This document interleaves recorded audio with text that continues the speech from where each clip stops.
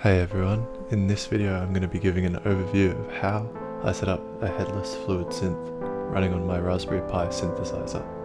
If you haven't already seen the demo video or the build guide, go check those out now in the description. Otherwise, let's get started. Alright, so the first step is to download Raspberry Pi OS. So you can download from this link, it's down in the description. You go and you've got to get the Lite version. So just download that zip. I've downloaded it before to speed things up. Then you'll also need to download Rufus, which can be from this site, also down in the description. And you can get either the main version or the portable version, doesn't matter.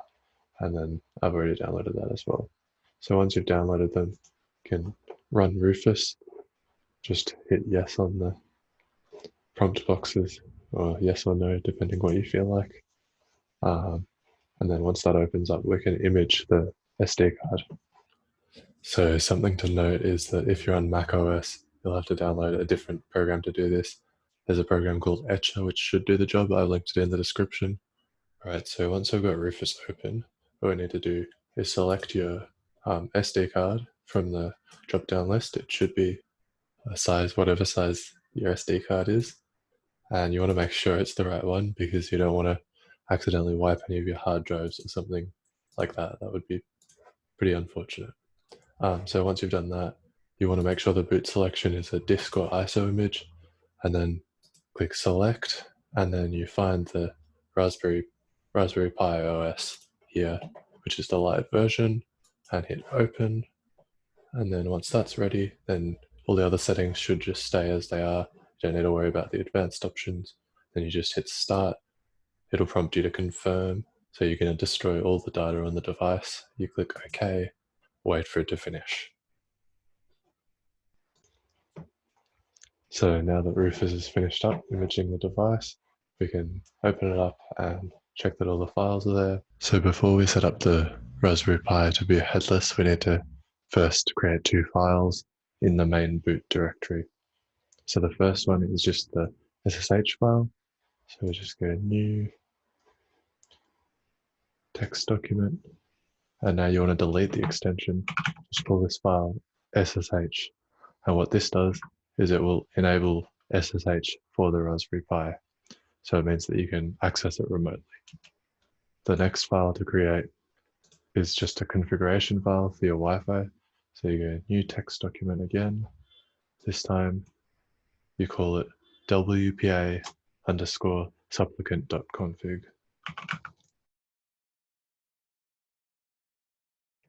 And again, you hit yes on the changing the file name extension. So then you need to edit this one. So you're going to open it with whatever text editor you like. So within this configuration file, you just need to type in your Wi-Fi details. So you start off with your country. For me, that's Australia. You have your control interface.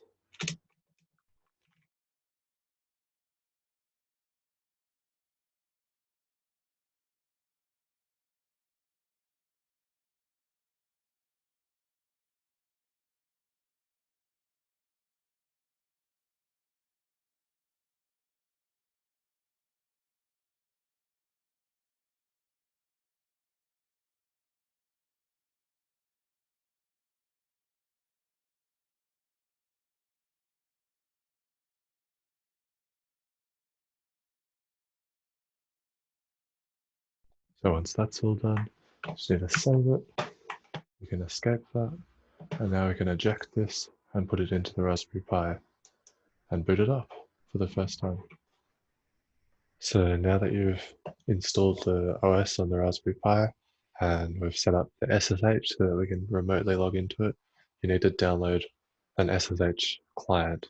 So you can download PuTTY for Windows. On a Mac OS or another Linux operating system, you don't actually need to download an SSH client because it's integrated into the terminal. So you should just be able to type the commands in the terminal and it should work. So for Windows, you download this here. And so once you've clicked that link, you probably want one of these two files. I'll go for the 64-bit version.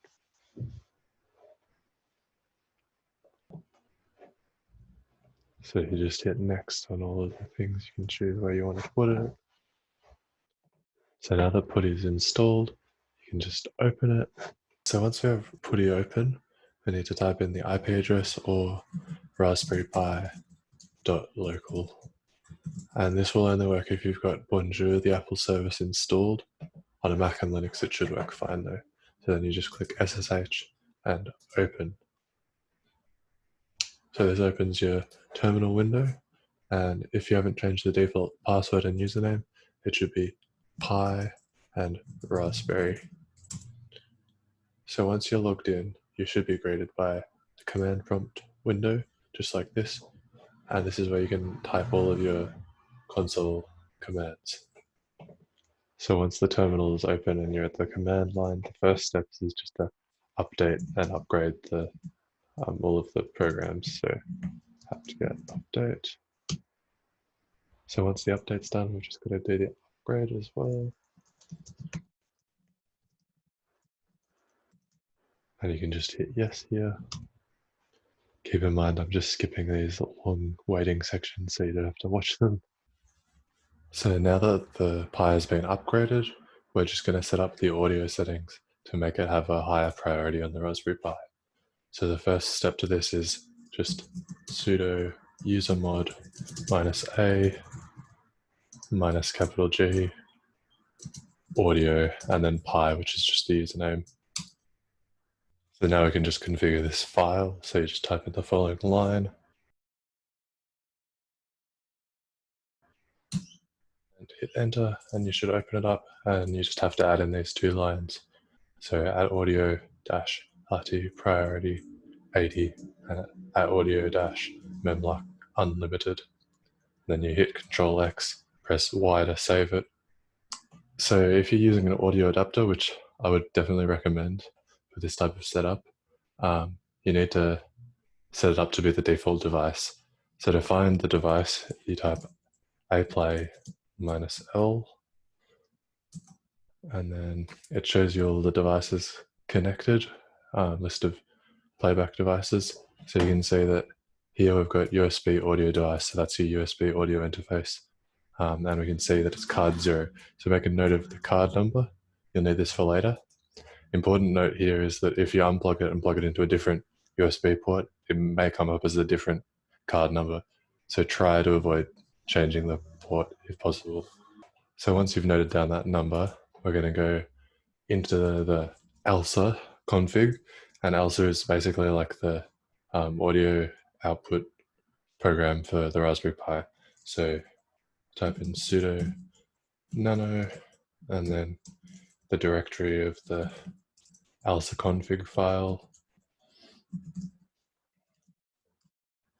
Hit enter, and then we go into this and we scroll down until we find these two lines, defaults.ctl.card and the defaults.pcm.card, and you make sure that they're set to your card number. In my case, because they're already 0, that's fine, I could just leave them. But say your card number was 1, then you just replace that with 1. So once that's done, hit Control X, hit Y for yes, and then enter, and then it's saved your file. So the next step is to actually test that your audio output is working.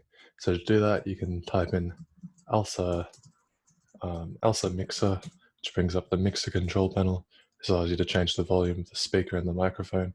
So you can navigate this with the arrow keys. Up and down controls the volume, input volume, and then you've also got audio gain settings. So once you're happy with that, you can just hit escape to exit the menu. And now to actually test if the audio is working, make sure you've got your headphones plugged into the Raspberry Pi, and then you can type in speaker test, speaker-test, -C2, -T-wave, and that'll start someone talking to you. And once you're happy with that, you can just hit Control Z. If it doesn't work immediately for you, you can try a sudo reboot, which is just sudo reboot, and that'll restart the Raspberry Pi. You'll need to log into the SSH terminal again once it reboots. because it's obviously resetting all the Wi-Fi connections. So now that we've verified that the audio is working correctly, it's time to actually install Fluidsynth. So to do this, you just type in the following command: sudo apt get install and then Fluidsynth. Hit enter and it'll come up with the package list. You might have to click yes. I've already got it installed, so it's very quick for me. And to check that it's installed correctly, you can just type Fluidsynth -h, which is the help command. Shows you all the options for Fluidsynth. So the next step is to set up a fluidsynth.sh file, which is a bash script that we can automatically run to configure out all of our settings so that we don't have to do that manually every time. So I'm just going to type sudo nano fluidsynth.sh, which creates the file fluidsynth.sh. And the first line of this should always be the #bin/bash. Now, first we're going to go into the instruments folder and get the instrument. So we're going to prompt the user. Once you've gone into the instruments folder, we're going to list all the instruments and then prompt the user read -p instrument, and then store that in a variable called config.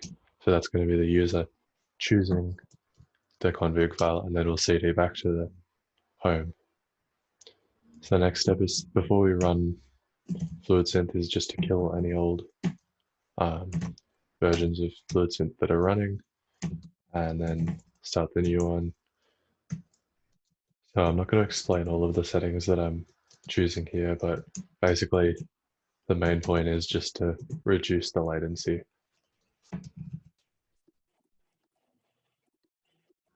So these are the bitrate and other audio output settings, and the -C0 and R0 turns off the delay and reverb. So then this is where you put in your variable that the user has input. So that's what instrument they've selected. So then we're choosing ALSA as the mixer and ALSA sec for the MIDI control. Then we just have an ampersand symbol at the end, which means that the system continues with its other processes. So then we're just going to have a short delay after this, sleep 3. And now it's time to actually set up the MIDI controllers. So to do this, we can define variables. So for my nano key, we can call it nano, and then a connect -o. And so this line tests if it's connected to the Raspberry Pi.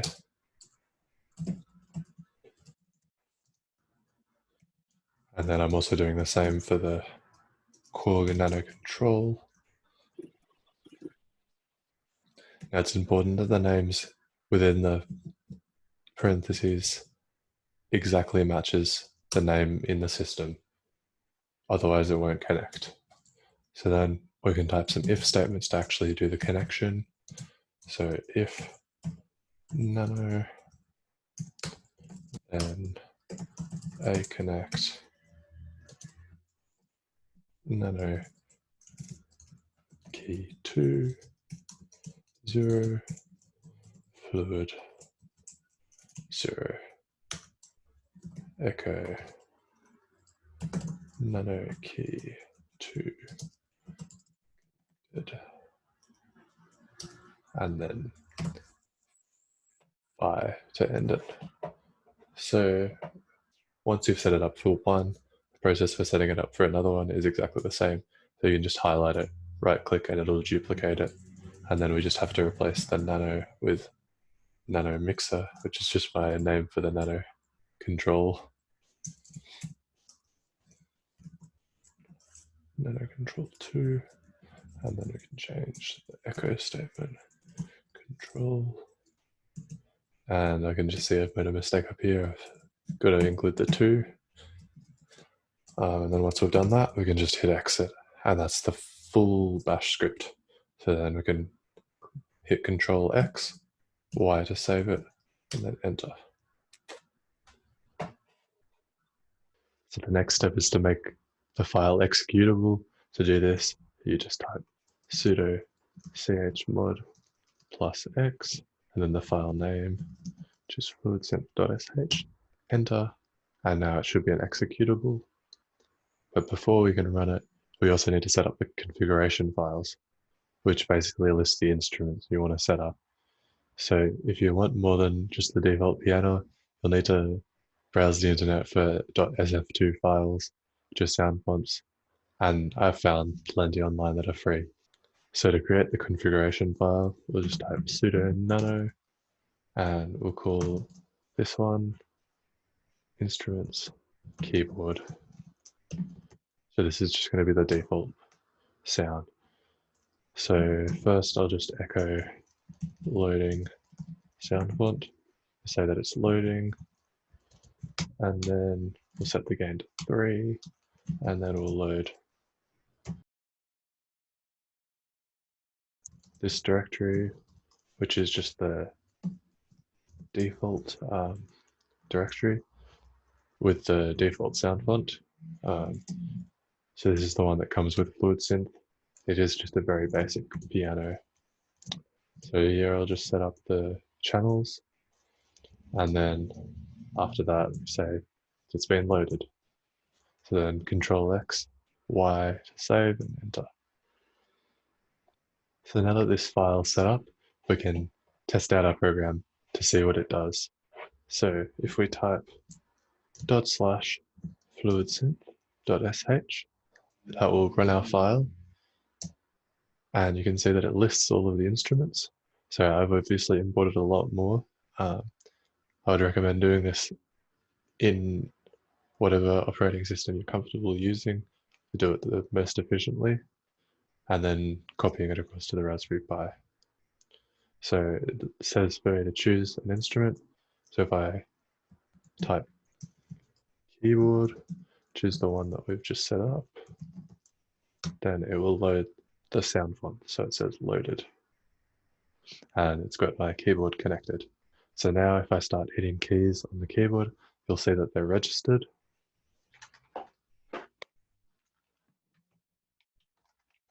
So that means that we're actually getting audio now.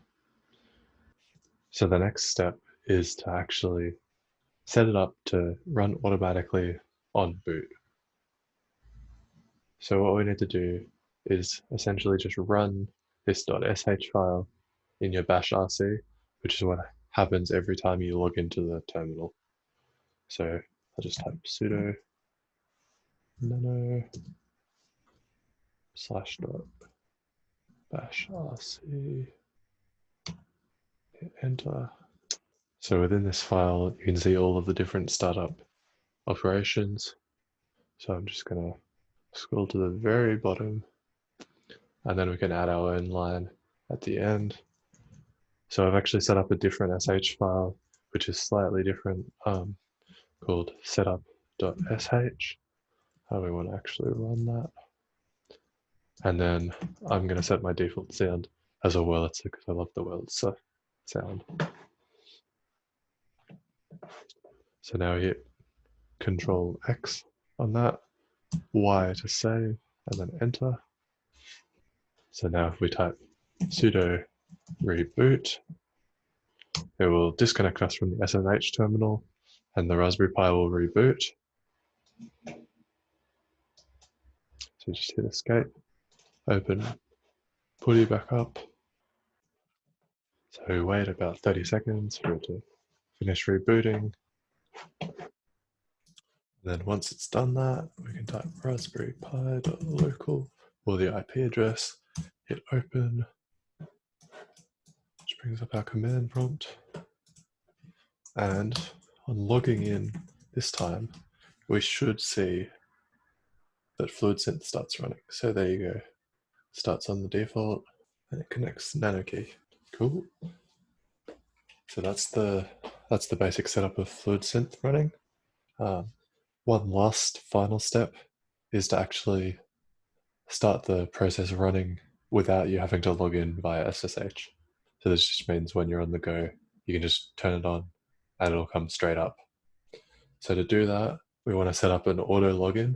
And with the recent versions of Raspbian, you can just do that in the Raspberry config. So you go into Raspberry config, and then you go into boot options. Boot options, select desktop B1 desktop/CLI, and then you just do console auto login text. Once you've hit that, click finish, and then would you like to reboot? Now, just hit yes, and then if you close it, close the terminal, you should see on your Raspberry Pi that it actually starts up the program automatically. So if you plug in headphones, you can just start playing without having to log in via SSH at all. Anyway, thanks for watching. If you enjoyed this video, please make sure to subscribe and like for future updates.